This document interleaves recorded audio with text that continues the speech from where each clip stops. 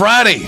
Good to have you with us on Ed Schultz News and Commentary. Redskins and Packers this Sunday night. I'm going to be right there. So I thought, since my wife and I have moved to Washington, D.C., this will be kind of our present to ourselves, being at the town to go to the NFL game. I took the dive. We're sitting in the front row right behind the Packers. I don't do this very often, but I did it this time, so I'm going to have great seats.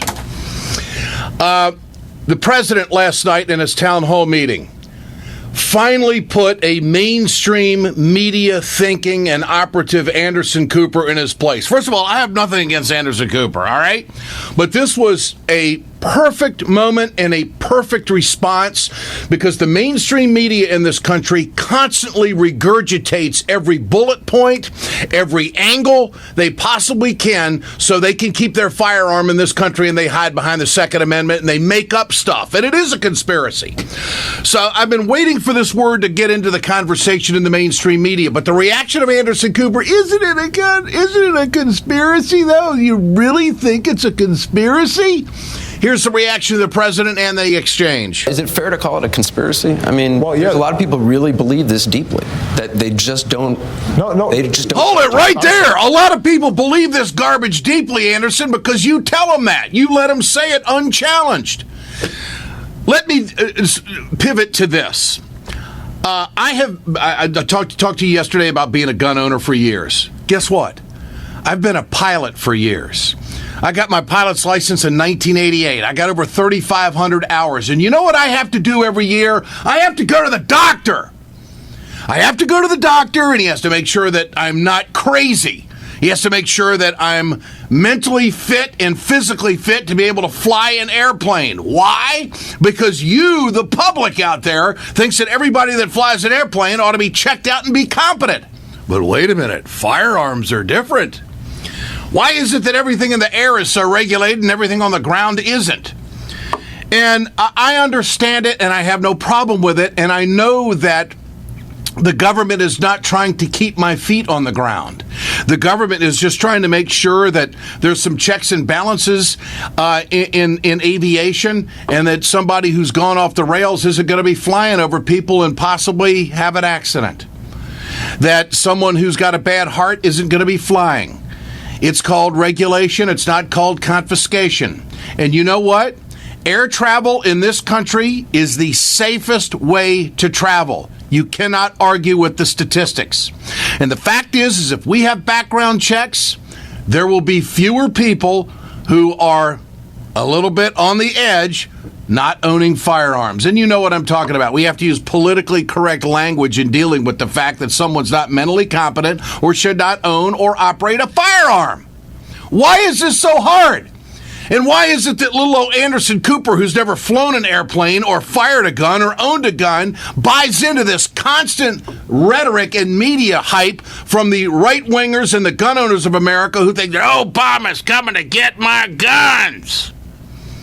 Jeez, I better think Obama's coming to get my Grand Caravan. Holy smokes, I had no idea he wanted my airplane. Here's the full exchange, but this was a classic example of how the mainstream media just buys into the crap that's thrown out there by these folks who think their guns are going to be taken away. Is it fair to call it a conspiracy? I mean, well, yeah. A lot of people really believe this deeply, that they just don't. They just don't trust you. I'm sorry, Cooper. Yes, it is fair to call it a conspiracy. What are you saying?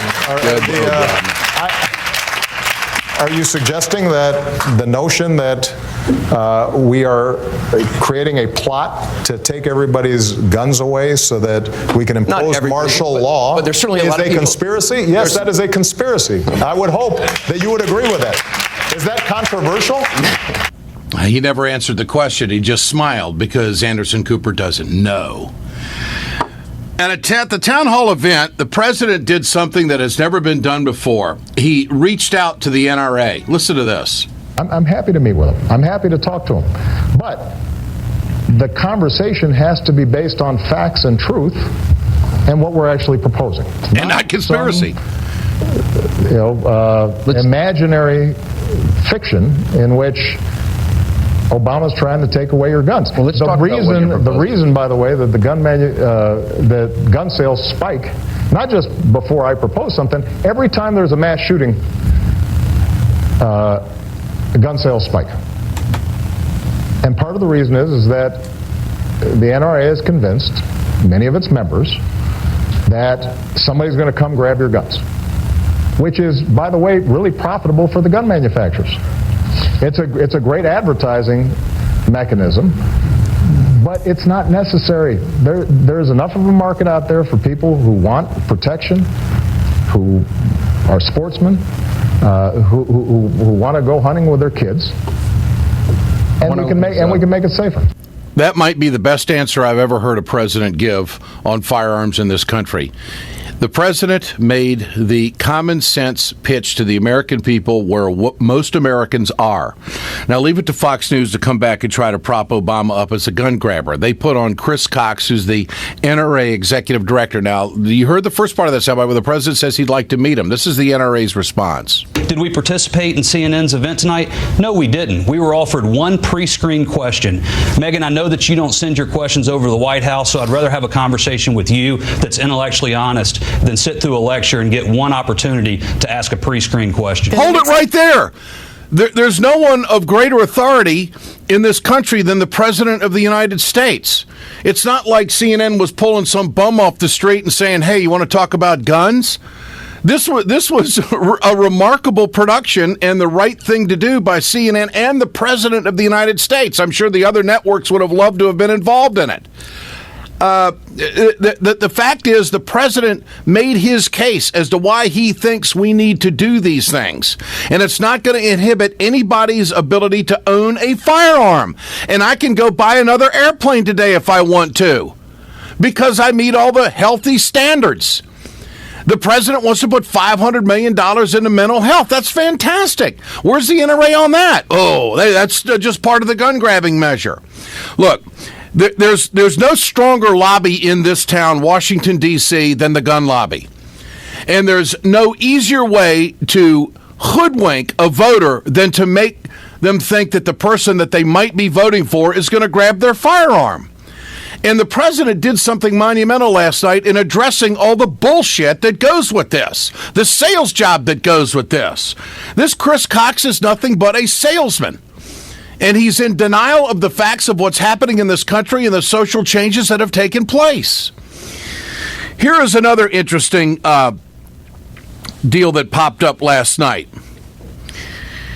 The president didn't get heckled.